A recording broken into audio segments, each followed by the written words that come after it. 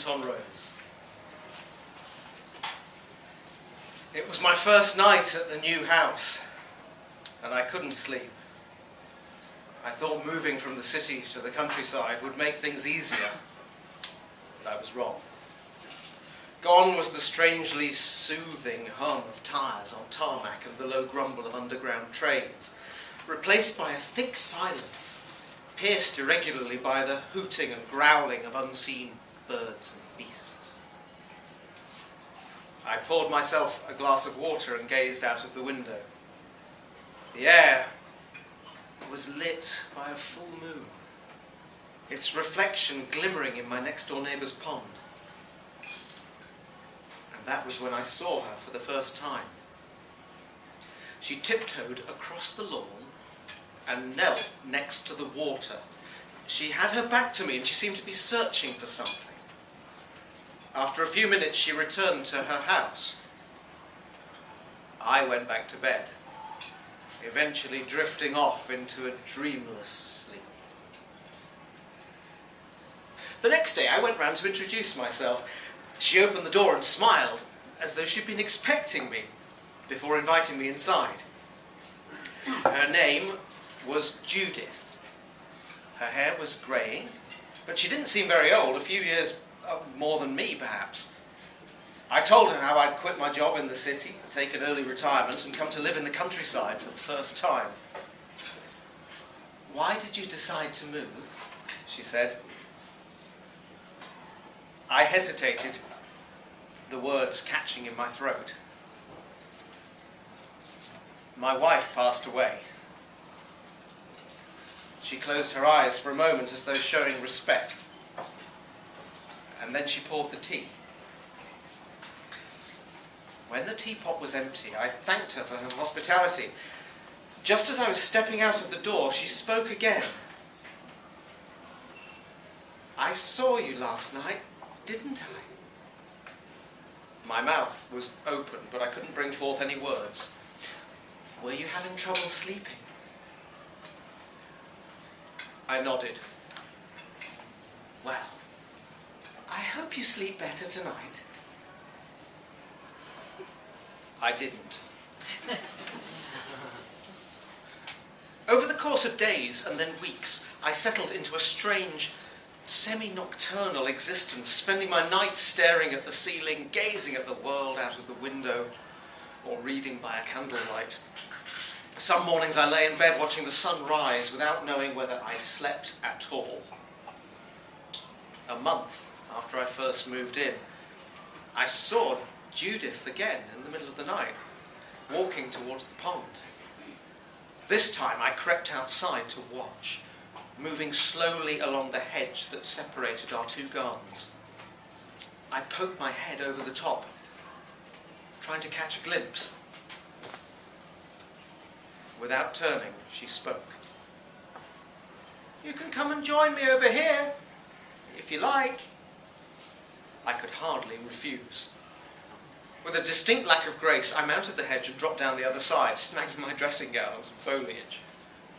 Above us, the moon glowed. It left a disc of light stretched out on the pond. Judith was silent. She held an instrument in her hand, like a wide palette knife, and she dipped it into the water just at the edge of the moon's reflection. With great concentration, she pushed and pulled, peeling the reflection off the water. When she was done, she held the glowing disc above the pond, water sliding off its luminescent surface.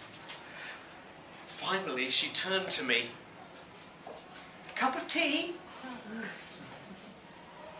We entered her kitchen and she asked if I wouldn't mind putting the kettle on. She had an old-fashioned gas hob and I had to scramble around for a while trying to find the matches. When I looked at her again, she was stretching the Moonpeel in her hands, spinning it in the air like a pizza thrower from Naples. When it was stretched to its limit, she folded the circle in on itself and then began to stretch it again. "It's better if you work it a little," she said. After a few rounds of stretching and folding, She laid it down on the kitchen table. She took out a knife, sliced a strip off the disc and moulded it into a cylinder. I watched, mouth agape, as she jammed the piece into a candle holder. I passed the matches over. As soon as she lit it, the whole room was engulfed in a brilliant light, before settling down into a steady glow. I passed her a cup of tea, but she ignored it for the time being, consumed by her task. She carved the moonpeel, slicing it into blocks and shapes of various sizes, arranging them in containers. One piece she placed into a mortar. She sprinkled it with salt and bashed it into a paste with the pestle.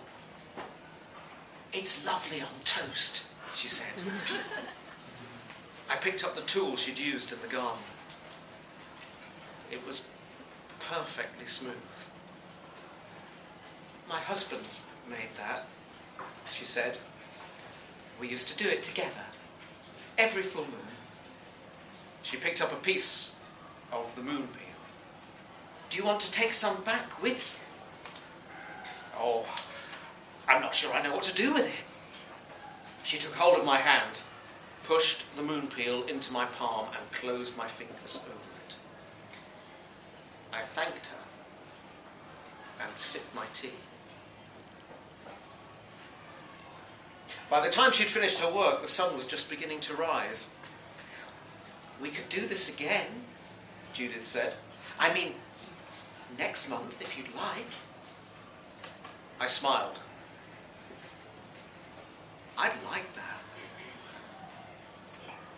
As I was walking out of the door, I stopped. I turned around. Actually, I said, what have you got planned for tomorrow?" "Oh, you know, nothing much." "Would you like to come over in the afternoon? For tea, I mean." She paused for a moment before answering. "I'd like that." I went back to bed and slept until noon. I think I even dreamed.